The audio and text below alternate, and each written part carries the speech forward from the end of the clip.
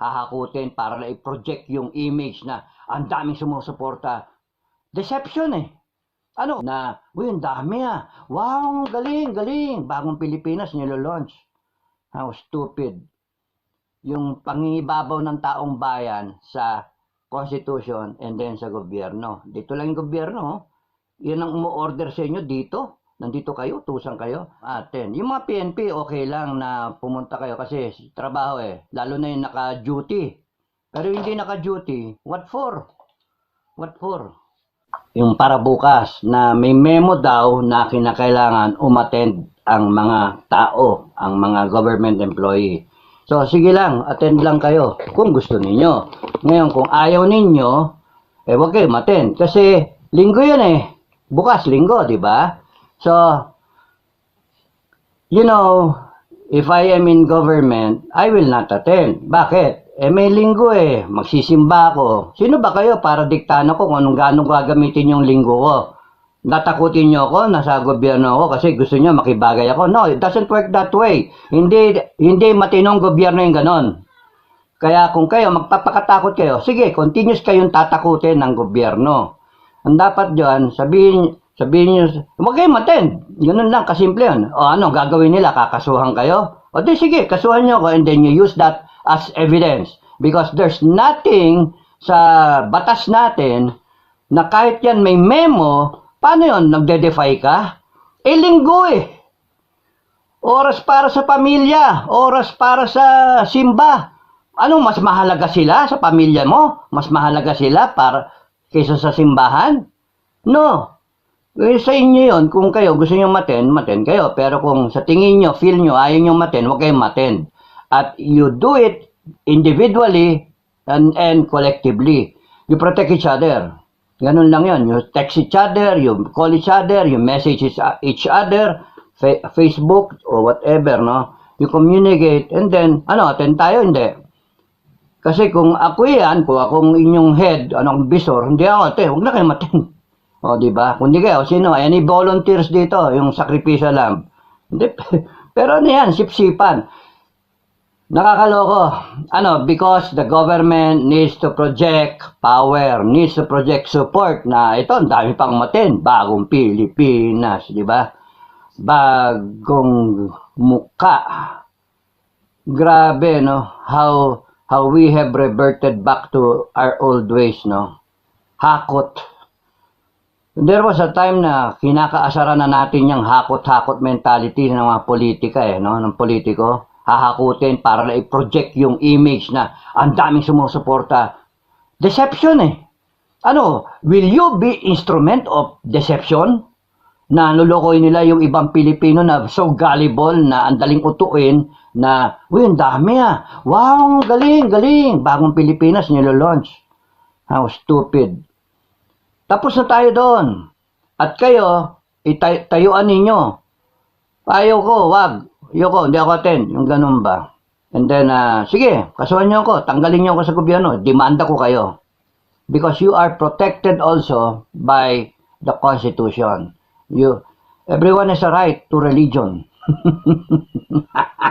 Pakita nyo yung pangingibabaw ng taong bayan sa Constitution and then sa gobyerno. Dito lang yung gobyerno.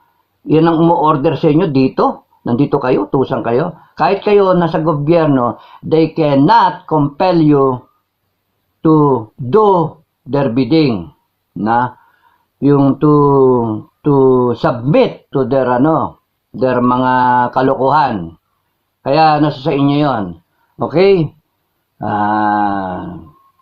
Ano pa ba ang aking message? So, yun yung ano ko. Kasi nakalimutan ko sabihin kanina yung kasi worried na worried itong mga tao sa gobyerno. Yung mga PNP, okay lang na pumunta kayo kasi trabaho eh. Lalo na yung naka-duty. Pero hindi naka-duty, what for? What for? Para ipakita, para mag-instrumento kayo. Well, anyway, natatawa ako kasi nakikinig sila sa advice ko. Meron kaming manifesto, huwag nyo kami papakialaman ha. Pirma-pirma lang, kahit kami mabagal lang, 100 lang isang araw. That is sa 365 days, mga 00. 3,600 36,500 na katao lang sa isang taon. O de sa 10 taon, 365,000, 10 taon. Tapos na si BBM noon. Hanggang 2028 lang siya. 4 more years, no? 4.5 years. So, you see at that rate, that's why, thank you for not shutting down my Facebook because you don't see it as a threat. Diba? Ganun lang yon. So, ngayon, magpapakita sila ng ng manpower. Ayan, yung hakot. Ayan na. Kinukumpel lahat. May memo, interagency memo, agency memo, na internal memo. Kalokohan yan, The government is trying to deceive our fellow Filipinos. And if you will allow yourselves to be used by such a deception activity, then wala, you're part of them. You're part of the whole thing. Patawarin na kayo ng langit. Okay? So ngayon, mga Pilipino, huwag kayo mawala ng pag-asa na, wala nang pag-asa tayo, Pilipinas, ganito. Huwag kayo malulong moral. Kasi sinabi ko nga sa inyo, ganyan lang, pababang ganyan, self-destruct eh. Kasi araw-araw, dinadagdagan nila. Ayan, mali na naman sila, hahakot sila. O de, yung mga tao na nagtatrabaho sa gobyerno, maasar lang sa kanila. Naasar na ang tao sa PCS, naasar ang tao doon sa mga tawag dito, sa mga nangyayari. Yung ICC, yung PI, mga napapa-PI na nga mga tao, tuloy-tuloy pa rin. So, pinapakita na si BBM natin control. In fact, would you believe na hindi niya alam lahat yan? Alam niya lahat yan. May bas-bas niya yan. Ano siya, hindi nakikinig sa balita? Hindi siya nagse-cellphone? Wala siyang time? Yung mga anak niya, sasabihin niya. Yung asawa niya, sasabihin niya. Yung intelligence niya, sasabihin niya. Yung mga nakapaligid sa kanya, advisor, sasabihin niya sa kanya lahat na nangyayari. So, hindi ako naniniwalang hindi alam ng presidente.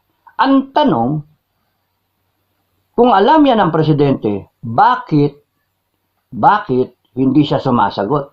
Hindi niya tinutugunan yung mga problema. Hindi niya tinutugunan yung mga hinanaing ng tao. Bakit hindi niya sagutin yung issue sa droga? Ba't hindi niya pagalitan si Tamba, "Oy, animal ka. Tignan mo yung ginagawa mo. Ano ka ba? Sino ba presidente sa atin dalawa?" O, di ba? Palitan ka, papalitan na, ikaw. Sige, sumigi ka pa. Makakatikim ka sa akin. Buntalin ko pa yan eh. Pagka ako yung presidente, buntalin ko si Tamba. Tantadon to. Congressman ka, presidente ko, tapos aasta-asta ka dyan. Kaya lumalabas na talagang alam ng presidente. And kung titignan niyo yung kay Maharlika na niya kinukwento niya sa isang text message ni Ate Amy, lumalabas na talagang galit na si Amy. Tama. Na kaya nga Kaya nga ang problema niya parang yung kanino, 'di ba? Duterte o kaya Marcos. Tapos noon sa pan-level, kapatid niya, si Tamba versus si yung tao. Sarili niya, tao, di ba? So, wala. Nahirapan si Senator Ate na kung paano. Pero ngayon, medyo nagpapakita na siya na parang malinaw na yung kanyang tatahakin na landas. Pero ang tanong, is it too late? Or is it just in the nick of time?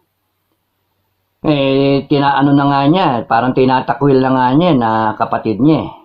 Hindi yan anak ng ama ko. Imagine. Parang ang dating ano ba si BBM?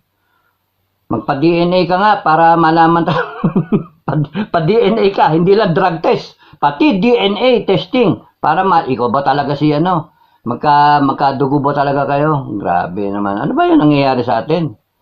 Ang kwento, no? Okay, so wag kayo mawala ng pag-asa because you know, in all of these things na nangyayari, all the more na nakikita natin dapat na God is in control. God is in control. Nagmamasid lang siya nitingnan. Oh, kaya niya pa yan, kaya niya pa yan. Wala yan. Wala yan. Di pa ka kayo pinapako sa krus eh. O, di ba? Wala yan. Kasi pagka ako ang nagalit, yari kayong lahat na mga walang ya kayo. Yari kayong lahat. You will face the wrath of God. Sa ngayon, yan nyo. You can still manage up within yourselves, no? If you want change, Filipino people, you stand up and then you exercise your sovereign will. Ano? Vox populi, vox Dei. The will of the people is the will of God. Di ba? So, you exercise your will. Nakaganyan lang si Lord sa langit, nanonood. Pero kung dumating sa punto na magpapatayan na, pinapatay ng taong bayan, because, kunyari, nakurap yung armed forces o yung PNP or merong force sila na talagang sinusuppress na kayo na ginaganyan na lahat, papasok na langit doon. Diba? Sa ngayon, relax lang kayo. Kami, hindi pa kami kumikilos eh. Kung nagustuhan mo ang ganitong video, huwag kalimutan ang magkomento kung ano ang saloobin mo. Salamat po.